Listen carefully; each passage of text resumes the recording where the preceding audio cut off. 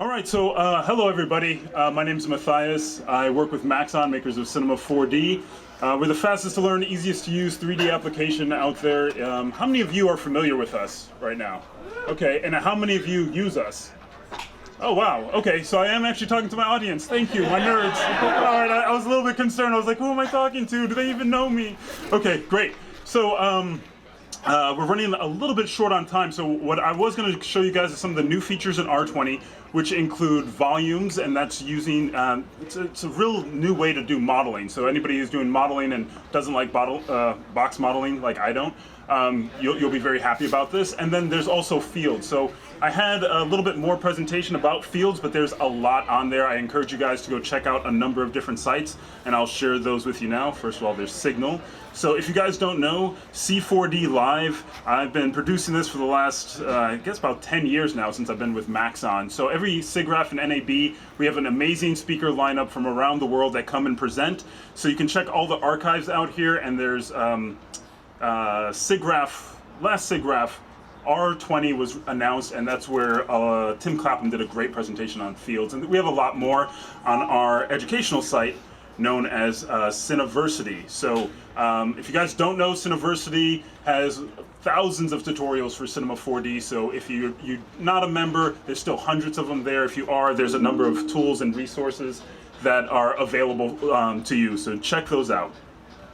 All right, so without further ado, I am going to jump in and show you guys volumes. So before we get started there, how many of you do any type of illustration? Do you guys work with Illustrator at all? Great. Do you work with other illustrators who don't really know what you do in 3D? For anybody who does it? Okay, great. Well, this is gonna help them out a little bit in your workflow. We announced Cineware for Illustrator, which allows you to work directly with Cinema 4D files inside Illustrator. This is a free plugin. It's been out for about 2 years now. So what you're seeing here is everything that you need. It's free. They can download it even if they don't have a copy of Cinema. They can work with it. You just send them the files, they'll be able to work with it, adjust colors, be able to adjust cameras and things like that. So it's a real time saver. We're going to show you a little bit about that. So before we get started, I'm going to kind of go through this in a very applicable way, because I could just use like cubes and all that boring stuff, but I'm going to pretend we actually got a client, right? So we have a client, and they're coming out with a new sports drink. How many of you have seen Idiocracy? Idiocracy. If you guys haven't seen it, check it out. It's a documentary of you'll really like it. So check that out, and there's a brand from there that I'm gonna help bring back to life, because they have a can of soda, and now we're gonna actually make it a bottle. So they need a nice sports bottle. So let's jump in here into volume modeling and take a look at our Brondo here. It's what plants need. You know it. So somebody knows what's up. Plants crave. Extra lights. Okay, hold on. Slow down, folks. Brondo the Thirst Mutilator. It's like a monster truck you can pour into your face. It's got electrolytes. What are electrolytes? I don't know, but they're extremely awesome, and Brondo is full of them, and they help plants grow, which is why you should drink Brondo and not water, because water is from the toilet, and I've never seen plants grow out of a toilet. It's got caffeine, super extra caffeine, and 5 kinds of sugar, which makes it delicious, and much better than other energy drinks that are not delicious. Drinking it will make you wonder why you haven't ever crushed a human skull with your bare hands. But you won't have to, because you'll already know that Brondo tastes how that would feel, which is like having sex with a tractor trailer in a parking lot.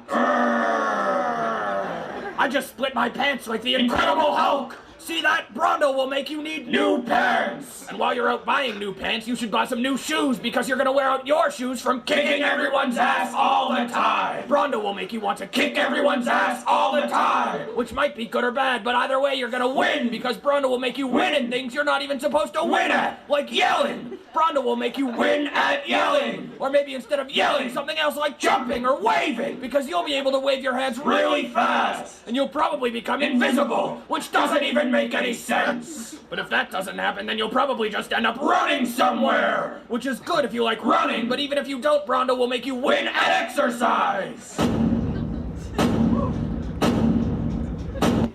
All right, so we have a great brand. All right, so let's give it up for Brondo, folks. Brondo. So we got the call for Brondo. They're in a can, and they need, you know, everybody's drinking out of bottles nowadays, so we need to create a new hip bottle for Brondo, right? So back in the day, we would used to model using box modeling, or you would use lathes or anything else, and that could be extremely irritating if you're going to start off and you're going to control and extrude, and then you're going to scale down to start working the bottle top, and then I'm going to extrude up again. All right, and slowly but surely make cuts and yada, yada, yada. It's box modeling, not fun. All right, now we have volume modeling, which you can use primitives and the base forms and put them all together and smooth everything out. So everybody here knows what a voxel is? Anyone doesn't know what a voxel is? One person, okay, voxels. So voxels are like three-dimensional pixels. So when you have a voxel, which we'll see here in a second, so they're three-dimensional pixels. So the more you have, the higher pixel density, the smoother your image is going to look. The lower pixel density, you know, it looks very pixelated. So that's the same thing with voxels. So that's what we're using to create our forms and our shapes here. So to get started, I'm going to work with our base model, which is going to be my cylinder here. So I'm going to use my cylinder. That's going to be my bottle base. And I'm just going to change the display mode here and just use really basic shapes just to rough out my bottle cap here. This will be my bottle and a cone. And then from here I can just open up the top radius. It'll be the top of my bottle. And then I will actually do another one for the rim of my bottle. So I can scale that down, taking my height. Let's take that down. So that'll be my bottle rim. Take that in just a little bit. And then I'll also put in, what's that, that little rim that goes around the top here. So I'll scale that down. Great, and cool. Now we're working with something that looks a little bit like a bottle. Another thing we can do here is just toss this now inside the volume builder. And this will start building your base mesh. So I just grab all my objects, toss them in, and this is where you get that pixelated look, and that's because inside here you're dealing with volumes, and this is voxels. So right now it's asking you the voxel size, which is 10. I can just take this down to 1. And now you'll see, let's see, voxel size, 1, come on, update. Come on. There we go. Just taking a second here. So now you see it's a lot smoother, and I can still move everything else into place. So I'll just come into my cylinder, bring that down a little bit. Great, so it's starting to look like a bottle. And this works with all objects that I actually put in here. So I can grab this sphere and give it those crazy feet that are on all the bottles. And I don't even know how I would box model that. If I was to model those feet, it just seems like it would be a total pain. So for that, I'm just gonna go ahead and grab a cloner and clone these spheres. And I'll put these radially. And I'll put those on the XZ. Cool, and those will be my feet, so I can scale those down a little bit, and then I will just toss this right into my hierarchy, and now those are my feet. So I have that, and I also want to do those little grippy things that are up on the top, so I can actually just control click, and I'll bring those up here, and those will create my grip. So I'll just, yeah, that works. And so now from here, instead of inside here, everything's set to union, so it's actually grouping everything together, but we don't want that. We actually have different modes, so right now I want to actually subtract. That's a little bit big, but I can scale down those spheres. Oops, wrong one. So I can actually just scale down those spheres, and you'll see now I get a little bit of those bottle grips there. So this is just roughing it out, and I, just giving you an idea of some of the stuff that you can work with here. Another thing is this cylinder. I wanted to have that nice, concave shape here. And in order to do that, I'm just going to put it in a bulge. So I'm going to turn off my volume builder just so you guys can see it, and you can see the geometry. So here, if I go and I just grab my bulge, and for those who don't know, Shift-C is the commander. I love it. So I'll go ahead and put that on my cylinder. Go to my cylinder, fit to parent, and now I'll adjust the curvature. And you see nothing's happening. And the reasons why is because my geometry. So let's go ahead and give this enough geometry. Let's just call it 60. And now we should be fine with that. So there we go. Cool, so now we have a nice smooth bottle shape here. I turn on my mesher and you'll see that everything is actually there. I'll take these down a little bit more. Another thing that you can do working with this is you can actually smooth everything out. So right within the volume builder, you can actually add a smooth layer. And now everything looks super smooth. It's looking more like you would expect. Just gonna undo that for now because there's a little bit more details that I wanna actually create. So I'm gonna actually create those, hand divots. All the bottles have super grips nowadays. So if you ever drop a bottle, I don't know what to say because they give you all the grip options. Look at that, all the grip options. So right now, I'm just dealing with a circle, so I'll grab my circle here, I'll scale that down, and I'm actually going to convert it. So I'll just convert that into a spline, and I'll go into points mode here. So I have my points, and I'm just going to select my 2 points here to create a nice, cool grip. So just holding down Shift, I have those 2. Cool, and that's going to give me a cool, grippy shape. Go back into object mode, scale that down, and that's going to sit right there. So now I'll toss that into my bottle, and cool. So you'll see that a spline that doesn't have any width to it whatsoever, it actually has some properties in here. So you can actually see the radius now is 1.5. You can actually just change that up to 2 if I wanted. Let's go ahead and change that up to 2. And instead of union, I'm going to actually change this to subtract as well. So now I get that line. So I can actually duplicate that out. And now I get a little bit, more curvature, and it's starting to look pretty much like you would expect a bottle, or at least, enough for you to get started with. And the nice thing is, you can actually adjust everything as, it's all parametric. So if, the boss at Brondo says, we need to adjust anything, you could go back and adjust anything right on the fly. So let's take a look at some more complex shapes here. And so let's actually smooth this out. And while it's smooth, you can see everything is nice and smooth in the divot. If I actually moved anything above the smooth layer, you'll see that it removes that smoothness. So the hierarchy really does matter, so you need to pay attention to that. So I'll just jump in here, change my height a little bit, bring that down. Great, so now I got my rim. I'll move this down. And now threads are another thing that are a total pain to model. Trying to model threads would be a pain, but luckily we can just use splines to do that. So I'll just use a helix here, change this to XZ, scale that down, move it up, get it into place. And just like we did before, I can just grab that, put it into my volume, and now I have threads. So nice and easy. So we have this, and this is a pretty good base form for our bottle, and we can kind of build off of here and make adjustments as we go. Now, one of the things you might be wondering is, okay, well that's great for the exterior, but what if we actually wanted to model the interior? What we have is this thing called a reshape layer. So if I actually click on that, you can see that I can actually change the shape. Let's see here. My reshape layer, you can see it's offset 5 inches. If I went to -5, you see it shrinks it down. So it allows you to reshape the entire thing. So that's how you can use this, put it inside another volume builder, and then you can subtract it from another one to create the inside. So it gives you a number of ways to add, subtract, and even your own model you can subtract from itself. It gets very Inception-y. So, but it does work, so that's something else.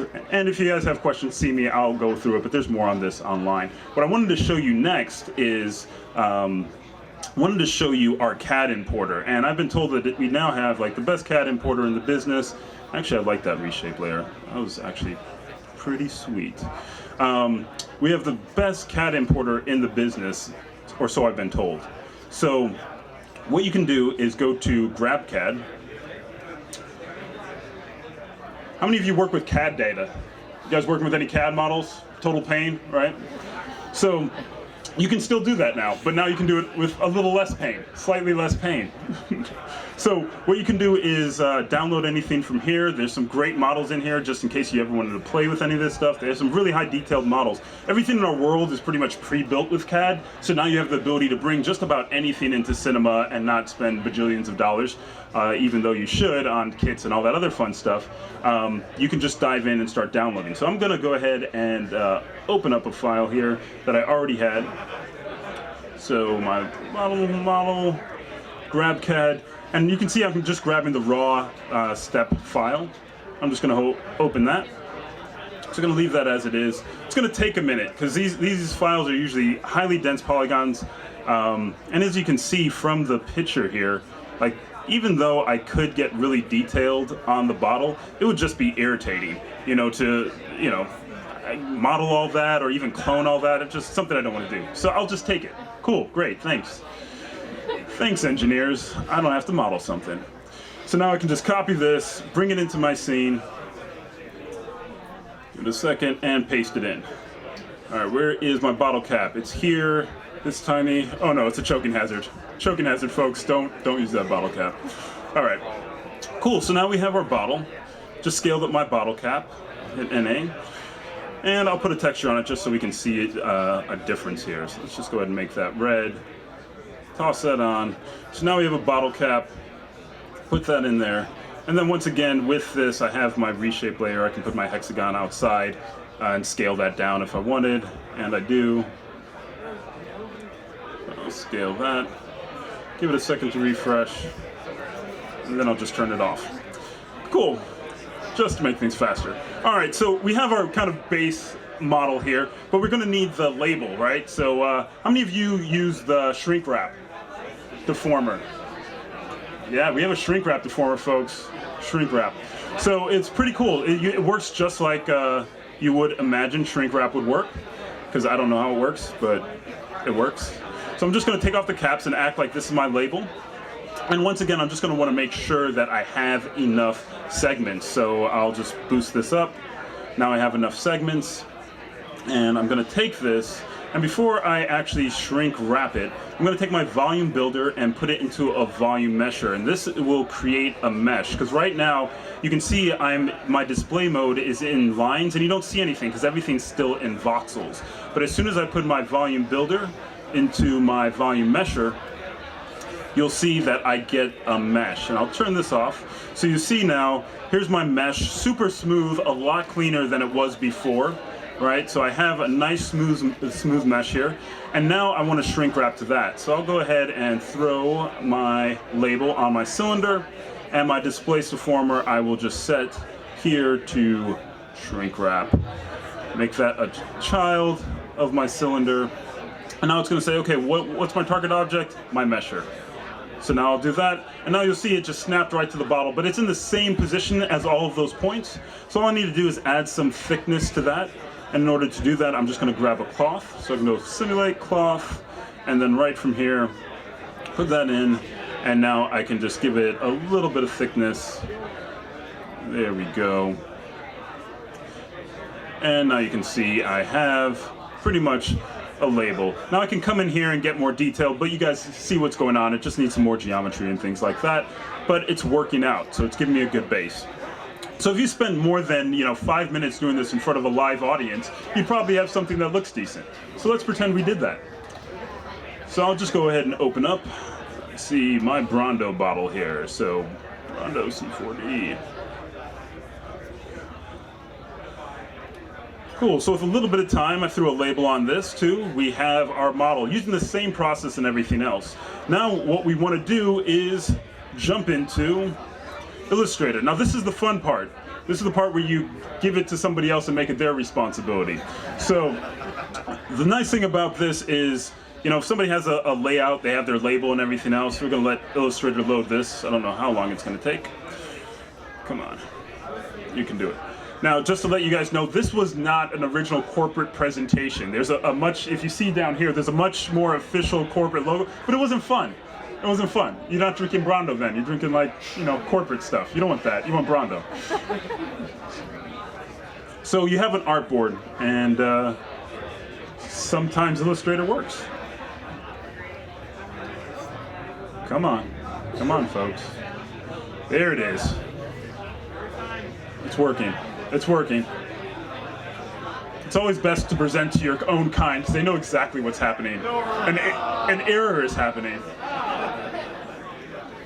So we try again. All right, yay. So I changed all the blues on this to match kind of the Brando branding. Grabbing label color. Making progress, folks, making progress. So it's going to take a second. I might have a Cinema 4D file in here. I'll delete it and show you the re-import feature. Oh, no, you're not. You are not rendering right now. You will not render. No. It's still good.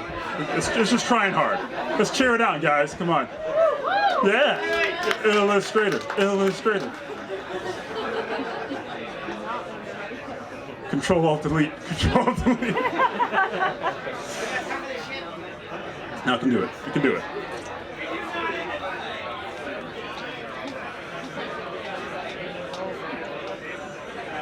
As you can see, Cinema 4D is still up and stable. It's a very stable piece of software. This is a great time to let you know that we have a very stable software.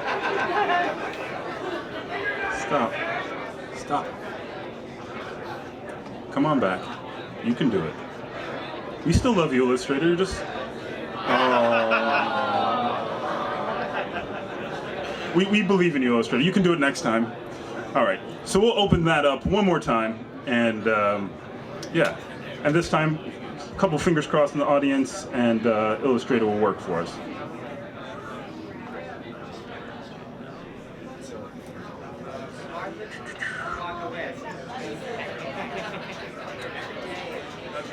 While that loads, I guess I can go back into here and actually show you guys what I was talking about earlier using the volume builder, volume mesher.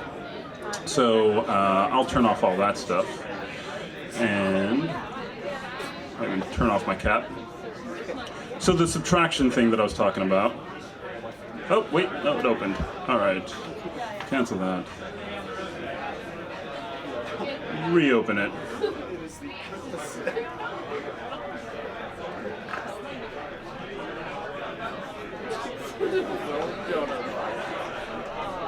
Cool. So much fun. So yeah, back to the volume mesher. What we can do here is actually take this. So I'm going to take my volume builder, and I'm just going to delete these other things since you already got the idea of how it works. I'll get rid of my mesher as well. So now I just have my original volume builder. I'm going to call this inside because it's a little bit smaller, and I'm going to duplicate it and call this outside. So I have my inside, which is smaller, and then I have my outside. And on my outside, what I'm going to do for my reshape layer is instead of making it -3, I'm going to make it, +1. And you'll see it's a little bit bigger here. So now what I can do is take both of those and do another volume builder, and take both of these, put them inside here. And now I have my inside, which is small, and then my outside, which is larger.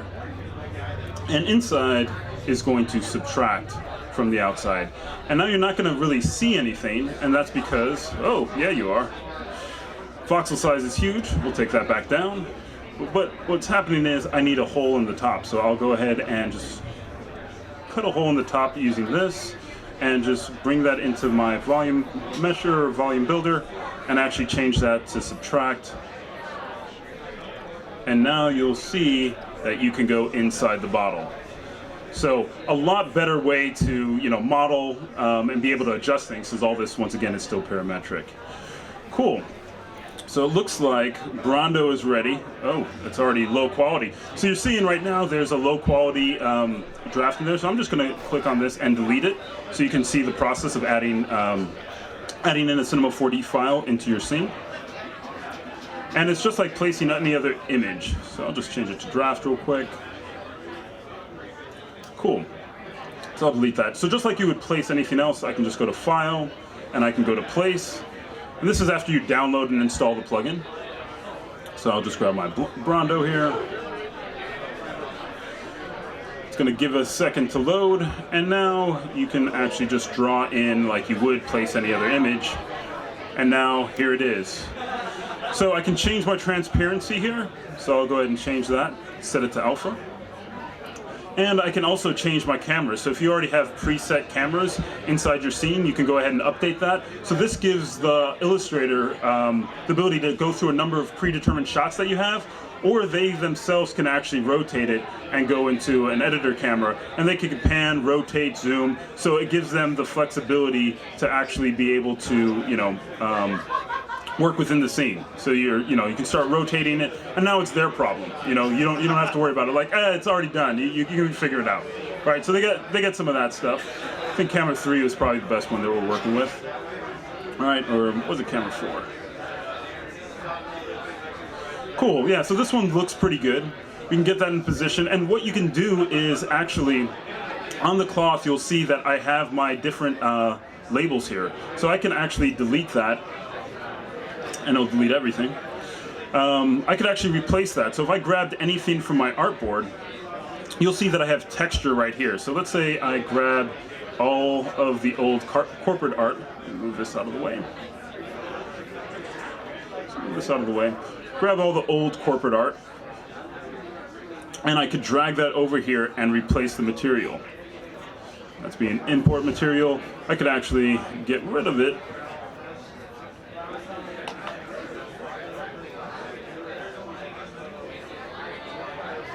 There we go. So that's gone, and now I could actually drag this over to my texture where it says drag artwork here, and now you can drag that. You got the C4D layers like. Thank you, sir. Guess what? I don't use Illustrator. Move that over. Select all that stuff. That's much better. Thank you. And now it's going to generate it. So what it's going to do is go and generate the texture for us. So now we have that texture, so they can work from their artboard. They can actually now grab whatever art they want, update it. They can jump in your bottle cap. They can come into each of these and be able to actually work with their own colors and change those up. So it's like, okay, we're going to go with nice aqua color. They can do that. Give it a second to render an update, and now you can actually get those updates. So it saves you a lot of time making those really super highly irritating, adjustments. That all now is available to people, even if they don't have a license to Cinema 4D. So that's one of the big things.